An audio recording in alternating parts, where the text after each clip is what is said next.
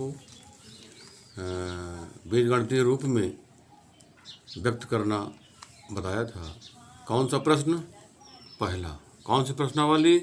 3.1। अब आइए आप देखिए, कुल मिलाकर हमने आपको ये समीकरण x माइनस 3y ऋण 6 बराबर 0 ये बनाया था, और इसी में एक बनाया था x माइनस 7y प्लस 42 बराबर 0।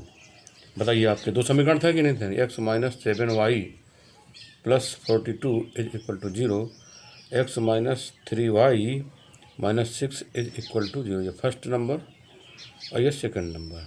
कौन सी प्रश्नावली है? एक्सरसाइज 3.1। ये पढ़ाया नहीं पढ़ाया गया था? हमने ये बीजगणितीय रूप में बना के आपको दिखा दिया था कि बीजगणितीय रूप में हमने निरूपण व्यक्त कर दिया, बीजगणितीय रूप में व्यक्त कर दिया या प्रदर्शित कर दिया, जो समझिए आप। पहला क्वेश्चन आपका यही था। अब ग्राफीय रूप में भी व्यक्त करना है। किस रूप में? ग्राफीय रूप में, अर्थात ग्राफ में भी आपको बना करके दिखाना है। कौन? पहला समीकरण और दूसरा समीकरण, अर्थात इन दोनों समीकरणों ग्राफ कैसे बनेगा। ठीक, तो देखिए कैसे बनाया जाएगा। तो सर्वप्रथम आप क्या करेंगे? लेंगे पहले समीकरण से। क्या लेंगे? समीकरण फर्स्ट से। बताइए, आप देख रहे हो कि x माइनस 7y प्लस 42 बराबर 0 है, समीकरण फर्स्ट। अब आप बताओ x या y, जैसे समझिए आप, कुल मिलाकर के x प्लस 42 बराबर 7y। कोई दिक्कत? ऋण 7y को हम उधर भेज दिए। अब आप बताइए y बराबर क्या हुआ? x प्लस 42 बटे 7। बोलिए आया कि नहीं आया? ये किसका मान आया? y का मान आया। किसका मान आया? y बराबर x प्लस 42 बटे 7। ठीक है, ये समीकरण 1 से y का मान हमने निकाल लिया। किसके पदों में? यक्ष के पदों में। y का मान किसके पदों में है? यक्ष के पदों में। ठीक है, अब आप एक टेबल बना लोगे, इस प्रकार की टेबल आप बना लोगे। ऐसा नहीं आपने कक्षा 9 में बनाया है। ठीक है, अब आपको ग्राफ बनाने के लिए टेबल बनाना पड़ेगा। ठीक, अब आप लिखिए यहाँ x, यहाँ लिखिए y बराबर x प्लस 42 बटे 7। अगर x का मान हम शून्य लिख दें, x का मान क्या लिख दें? शून्य लिख दें। अब आप बताइए, जब x के स्थान पर शून्य लिख दोगे तो शून्य धन 42 तो 42 तो आएगा, और 7 का भाग दे दो, कितना आया? 6। तो y बराबर क्या आएगा? 6। ठीक है, इस प्रकार आप मन चाहा मान 1, 2, 3, 10, 20, 50 जो भी चाहो, जितनी बार चाहो लिख ले, x का मान और y का मान निकाल ले। अब आप विचार करिए कि x का मान अब क्या लिखा जाए। x का मान अब क्या लिखोगे आप? हम लिख दे रहे हैं x का मान 7। कोई दिक्कत? तो 7 धन 42, तो 42 7 49, 49 में 7 का भाग कई बार जाएगा? 7 7 49, 7 तो आएगा। इस प्रकार आप मान लिख सकते हो। x का मान लिखिए, y का मान आ जाएगा। ठीक है, अब आप देख रहे हैं कि जो हमारा पहला समीकरण है, इस पहले समीकरण से हमने y का मान निकाल लिया। ठीक है, वैसे भी आप जानते हो कि अगर कहा जाए कि पहले समीकरण के कितने हल होंगे, तो भाई बहुत से हल होंगे। आप देख रहे हैं कि x का मान अगर 0 है तो y का मान 6 है, अगर x का मान 7 है तो y का मान 7 है, x का मान फिर कुछ रख लो तो y का मान फिर कुछ आ जाएगा। इस प्रकार आप रखते जाओ, चाहे जितने दिन तक रखते रहो, है ना। इसलिए कहते हैं अनंत मान आएंगे। अगर अकेले अकेले देखा जाए तो x और y के मान बहुत से प्राप्त होंगे। ठीक है, क्योंकि अब आपका ये दोनों रैखिक समीकरण हैं, है ना। दोनों रैखिक समीकरणों को आपको ग्राफ द्वारा व्यक्त करना है। ठीक है, इस प्रकार x और y का मान निकाल लीजिए। अब आप इन्हीं को ग्राफ में प्रदर्शित कर दीजिए। कैसे? देखिए, ये ग्राफ पेपर है। इस ग्राफ पेपर पर आपको पता होना चाहिए ये कौन सा अक्ष याद है? सबको याद होगा कि ये y अक्ष है। ठीक, बहुत ध्यान से पढ़िएगा, क्योंकि काम आपको स्वयं अपने मन से करना है। हम हिंट दे देंगे, बता देंगे, लेकिन कार्य आप ही संपन्न करेंगे। ठीक, तो ये x अक्ष है, ये कौन सा अक्ष है? y अक्ष है। अब आप जरा देखिए, ये मूल बिंदु है। मूल बिंदु से जब इधर जाओगे तो कई खाने हो गए? 10 खाने। ठीक, अब कितने खाने हो गए? 20 खाने। अब कितने हो गए? 30। ठीक है। इसी प्रकार वाई में आप देखें ऊपर जाओगे तो वाई का मान धन में होता नहीं है कि 10 खाने, फिर 10 खाने, फिर 10 खाने। ठीक है। तो आपका कुल पहला जो हल है वो क्या है? x बराबर 0 तो y बराबर 6।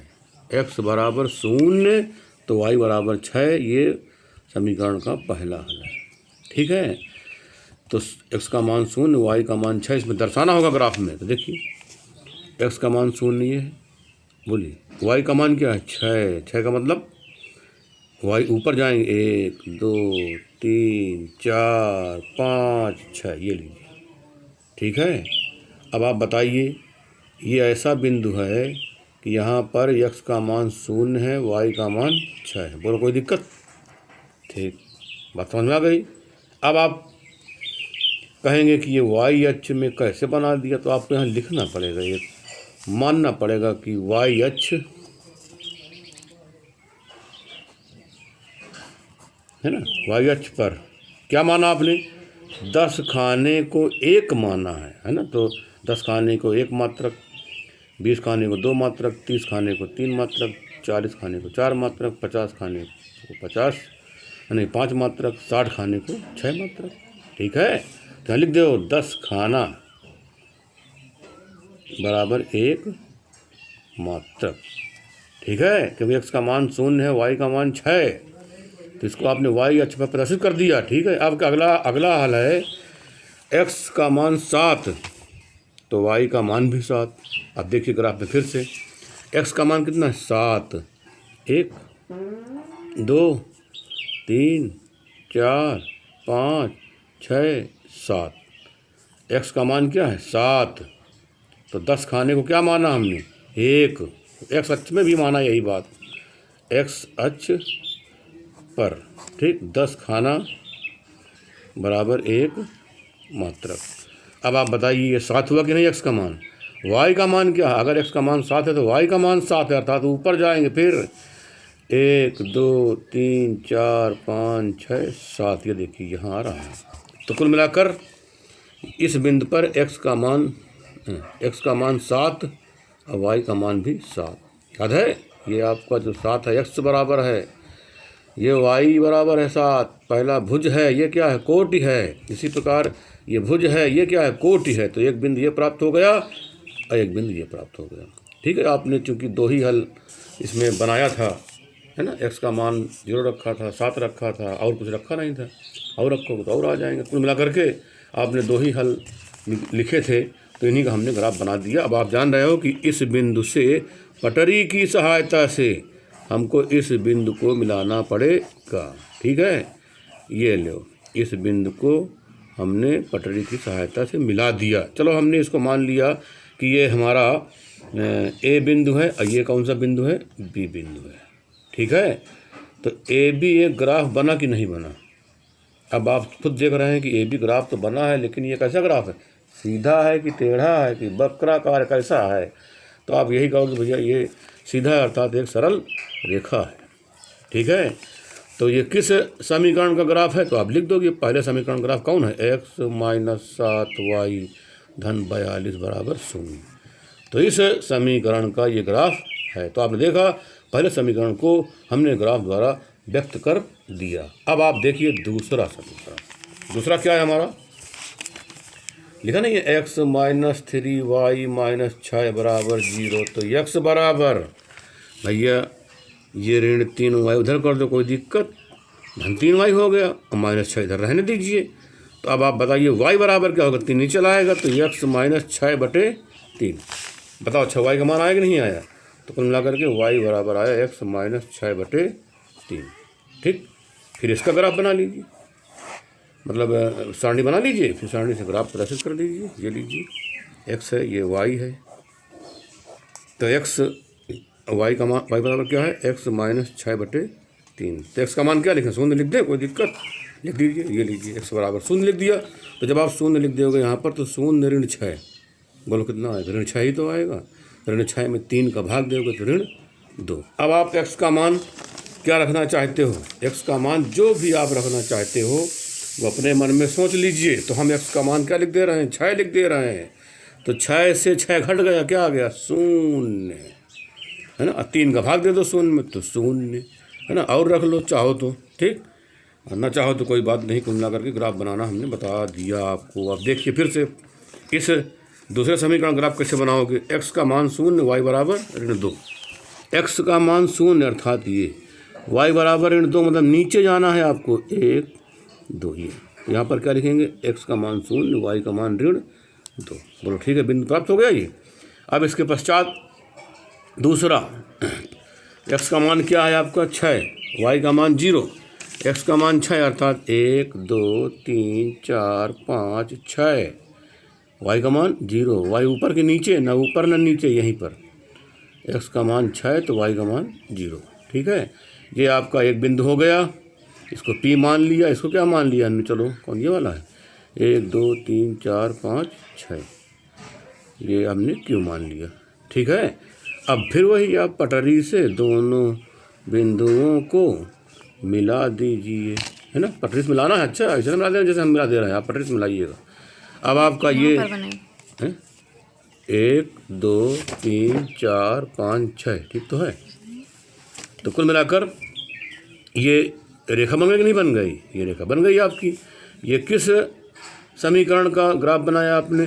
तो शायद मुझे लग रहा है x क्या था, x - 3y - 6, x - 3y - 6 बराबर 0। आप देख रहे हो कि पहले समीकरण का भी ग्राफ बन गया और दूसरे समीकरण का भी ग्राफ बन गया। यह ग्राफ भी एक सीधी रेखा बनाता है, ठीक है। तो इस प्रकार आपने देखा, जो पहला प्रश्न था हमारा, जो क्या था आपका पहला प्रश्न था प्रश्नावली 3.1 का, वो पूरा हो गया, ठीक है। तो सबको ग्राफ बनाना आ गया, और ना आया हो तो ज़रूर से ज़रूर बनाना सीख लें, क्योंकि आपको ये कार्य करना ही पड़ेगा। अब आप जानिए फिर से अगला क्वेश्चन नंबर 2। तो क्वेश्चन नंबर 2 के विषय में देखिए, लिखा एक क्रिकेट टीम के एक कोच ने 3,900 रुपये में 3 बल्ले तथा 6 गेंदें खरीदी। बाद में उसने एक और बल्ला तथा उसी प्रकार की 3 गेंदें 1,300 रुपये में खरीदी। इस स्थिति को बीजगणितीय तथा ज्यामितीय रूप में व्यक्त कीजिए। देखिए दूसरा सवाल है आपको। अब आपको दूसरा सवाल लगाना होगा, इसको हम दे रहे हैं आपको होमवर्क, ठीक है। ये क्या है आपका होमवर्क। क्या करना है आपको? बीजगणितीय रूप में व्यक्त करना है, ज्यामितीय रूप में वही अर्थात ग्राफ बनाना है, ठीक है। तो कैसे करोगे? लिखा नहीं, क्रिकेट टीम की एक कोच ने इतने रुपए में कई बल्ले खरीदे? 3 बल्ले। कई गेंदें खरीदी? 6 गेंदें। तो आप क्या मानोगी? माना एक बल्ले का मूल्य बराबर x रुपये, ठीक है, और एक गेंद का मूल्य बराबर y रुपये, ठीक। अब आप बताओ कै बल्ले हैं? 3 बल्ले, तो कै हो गए? 3x। कै गेंदे हैं? 6 y हो गए कि नहीं गेंदे रुपये, ठीक है। तो 3x धन 6y बराबर 3,900, पहला समीकरण बन गया, ठीक है। बाद में उसने एक और बल्ला तथा उसी प्रकार की 3 गेंदें, एक और बल्ला। इसका मतलब क्या हुआ कि पहले कितने बल्ले खरीदा था? पहले खरीदा था 3 बल्ला। क्या बल्ला खरीदा था? 3। अब आप बताइए, एक बल्ला जब और खरीदेगा, ठीक है, एक बल्ले का मूल्य क्या है? x माना है आपने। अब 3 गेंद है कि 2 गेंद है? 3 गेंदों का, बोलिए, 2 गेंद है ना, 3। कुल मिलाकर अब आप इसको समझिए, पढ़िए। जैसे आपने ये पहला बनाया ना, ये 3x धन 6y बराबर 3,900। फिर आप दूसरा बनाओगे, एक बल्ला और उसी प्रकार 3 गेंद। अच्छा ठीक है। तो x, भाई एक बल्ले की कीमत आपने क्या माना? x। तो x धन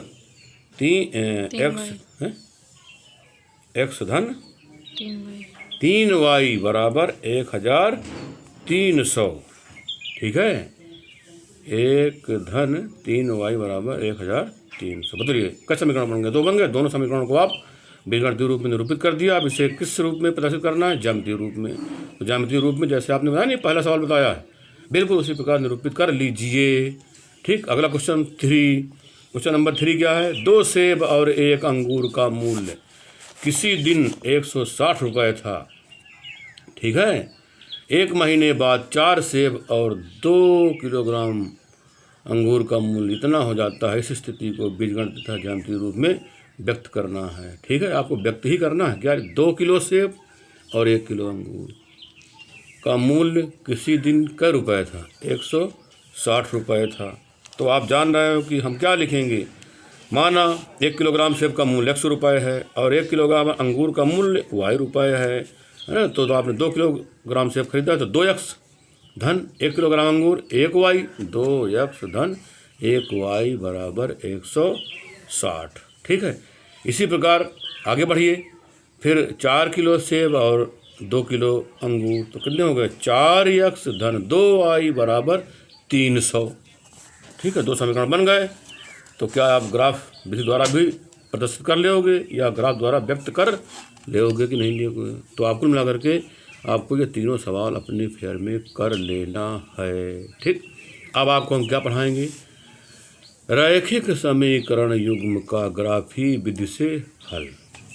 ठीक है, रैखिक समीकरण अभी आपने बनाया है, नहीं बीजगणितीय रूप में आपको समीकरण बताए गए हैं लिखना, कैसे लिखोगे। तो यह रैखिक समीकरण रूप ही तो है ना। तो रैखिक समीकरण युग्म बन जाएंगे तो अब क्या करना है? इनको ग्राफी निरूपण तो करना ही है और निरूपण से फिर क्या निष्कर्ष निकालना है कि क्या उत्तर आएगा, अर्थात क्या हल प्राप्त होगा। ठीक है, तो अब आपको आगे वाली प्रश्नावली 3.2 पढ़ाई जाएगी। ठीक है, तो इस प्रकार आप प्रश्नावली 3.1 पूरी कर लें। ठीक है, तो प्रश्नावली 3.2 समाप्त करने के लिए आपको बहुत कुछ बताना पड़ेगा। ठीक, शेष अगले वीडियो में। धन्यवाद।